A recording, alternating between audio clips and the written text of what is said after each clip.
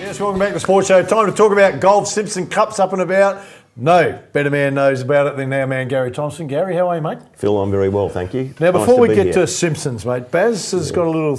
He's been waiting for you to come in because he wants a bit of insight into a bit of controversy. Well, going very rarely, Dark, do we see, in golf in particular, do we see a feud or a little bit of aggro between players? It's probably an unwritten law and all that with golf. There's no sledging, nothing like that goes on. But DeChambeau and Koepka have been at each other for about the last 6 or 7 weeks. And it gets a little bit personal too. Yeah. And it's a rare beast. And I thought, well, what better man to ask? Darkie.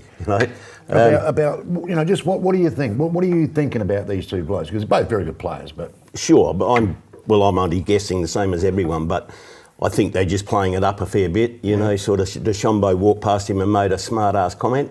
And he's taken it to him. He's got more majors, so he's got some ammunition. Yeah. And, I think it's, a storm in a teacup, really. Oh, okay. But, I think it sort of goes back because when DeChambeau changed his whole body shape and started smashing the ball everywhere and talking, very, very big, I think there's a bit of jealousy and they're all after him, no question. So, and I think Koepka seems to have a bit of a track history as well. He had a dust up with Dustin Johnson at the Ryder Cup, which obviously hurt America's chances in that Ryder Cup. So, I think Koepka's a pretty big boy. I wouldn't like to fight him. No, but he's probably. We had a little chat off air about him. He's probably got a little bit of aggro about him too, hasn't he? Koepka? He's not frightened to. No. Have a little crack, is he? Oh no, he's more than happy to be on the front foot for sure. Okay. Yeah. You were on the bag for quite some time. I don't know how long, by the way, Duck. With Bob Shearer, one of Australia's great golfers. Well, only in Australia, but I did it for 20 years. With him. Yeah. Was there anything like that going on in Australian golf? Not so much when they were professional, but Bob certainly, Bob and Jack Newton, who were they both worked for Slasingers, one in Melbourne and one in Sydney, and there was massive rivalry between them. And I just remembered, the Australian Junior Championships. I think Newton beat Shearer 3-2, and really let him know about it after the game. And New South Wales won the championship because virtually of that match. And then they came back to Adelaide in September of that year, 1969, and Shearer beat him in the semi-final. And obviously really let him know. And Newton said at the time, I thought he was just going to smash his hand. He went to pick the ball out of the hole on the 18th green. And Newton was going to throw the flag in the hole, and he said, "You just cost me $1 million sponsorship that I was going to turn pro and stuff." And and Shearer said, "Well, how come? What makes you think I'm not getting that as well?" So bad luck, champ. And but when were they okay later on? Fantastic. Actually, the funny story with it in the end is they both married these English girls who were. In those days, they used to have John Player or Peter Stivers, whoever it was, used to have cigarette girls at all the tournaments, giving cigarettes away. And Jack didn't mind one. And so did Shearer. They were a good packet of round men. And so they finished up both marrying these two girls. So what were cigarette girls? The cigarette girls.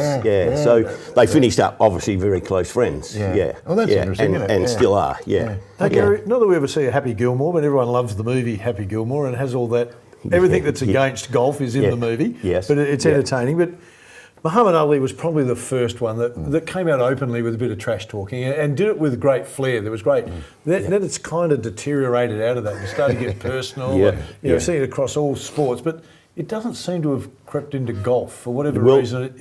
Why? Well, certainly not television golf. It hasn't. No. I think there's obviously just a gentleman's agreement. Yep. There's plenty of trash talk goes around.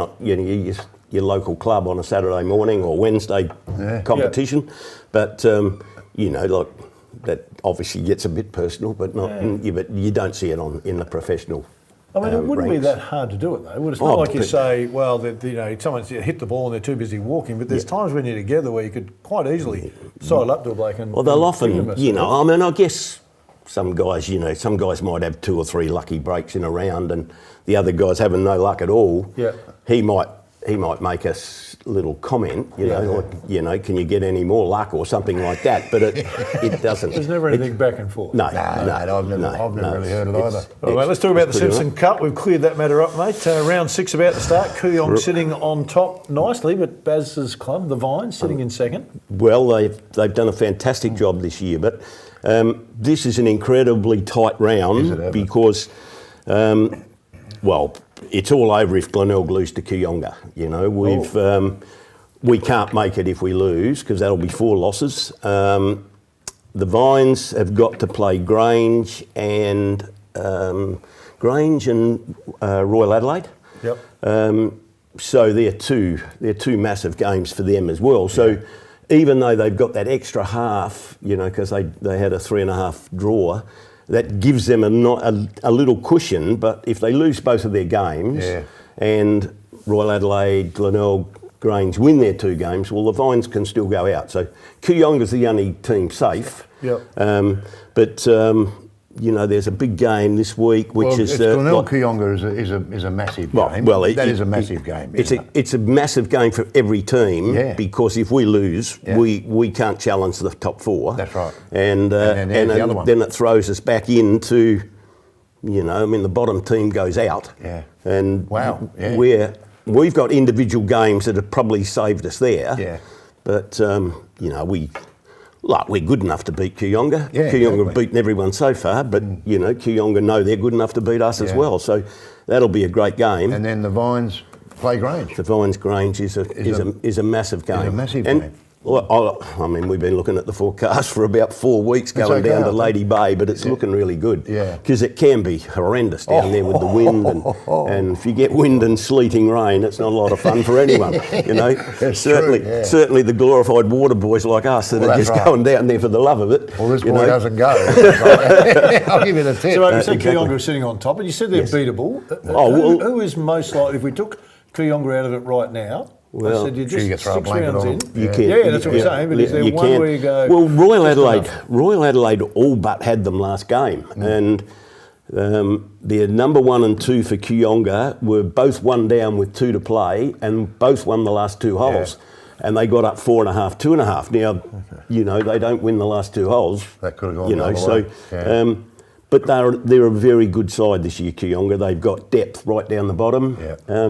In the past, that's what we've had, and I'm not saying we haven't got it this year either. We've had it. We were challenged with guys not being able to get back from college in America, and a few things, but our guys have stepped up pretty well, and we've had 4-3 losses, which some of them are a toss of a coin, and so we're hoping we can have a bit of luck and get a couple of 4-3 wins and get back in the fight. One record, which was a great record for Glenelg, and we'll just go through this one, mate, very quickly. You were beaten by the Vines in the first round. That was your first loss in 39 games. 39 games at Glenelg. That's the first loss that team has had in 39 starts, which is quite a record. We'd gone 4.5 years without losing one. Yeah. And as I said to Jeff Attenborough, my co-manager, we were driving home, and I said, I've always wanted to know what it felt like to lose a Simpson Cup game, and about 3 weeks later we'd lost 3, and he said, do you bloody realise how good it is now?